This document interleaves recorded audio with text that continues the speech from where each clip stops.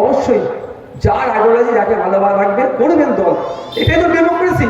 সংবিধানের ধারায় 18 বছরের সংবিধানে উল্লেখ আছে 18 বছরের ঊর্ধ্বে ভারতীয় নাগরিক হলেই সে ভোট দিতে পারবে। তাহলে আমাদের এটা তো রাইট, এই রাইটটাকে আমরা যথাযথ পালন করি না, এনজয় ঠিকঠাক করে করি না। কেন দাদা দিদির কথা শুনে আমরা মারামারি হানাহানিতে জড়িয়ে পড়ছি? কাকে মারছি? জ্যাঠার ছেলেকে মারছে, কাকার ছেলে, মাসির ছেলে, পিসির ছেলে, ফুফুতো ভাই, চাচতো ভাই, খালার ছেলে, মারামারি হানাহানি করে ধ্বংস হয়ে যাচ্ছে।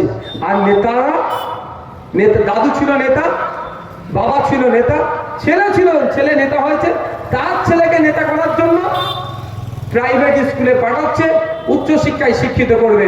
আর এখানে যারা আছেন, এখানে আপনারা একটুখানি বলুন তো, আপনাদের কজনের ছেলে মেয়েরা বেসরকারি স্কুলে পড়ে?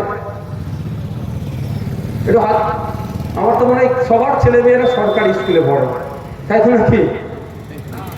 হ্যাঁ, এই যারা জয় বাংলা স্লোগান দিয়ে গেল না, তৃণমূলের বন্ধুরা, খোঁজ নিলে দেখা যাবে ওদের বাচ্চাগুলোও কিন্তু সরকারি স্কুলে পড়ে।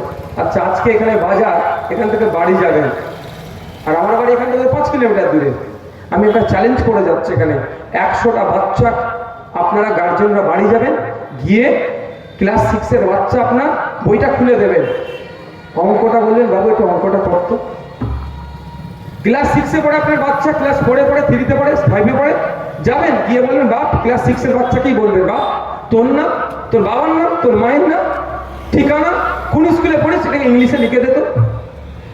100টা বাচ্চাকে জিজ্ঞাসা করবেন, 100টা বাচ্চার মধ্যে আমি দায়িত্ব নিয়ে বলতে পারি 95টা বাচ্চা ঠিকঠাক করতে পারবে না।